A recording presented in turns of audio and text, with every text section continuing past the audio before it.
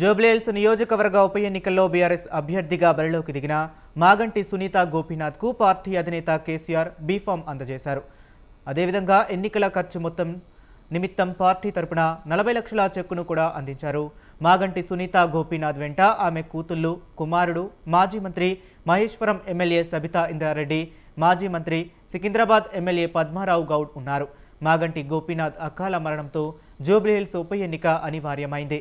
November 11న polling, 14న counting జరగనుంది.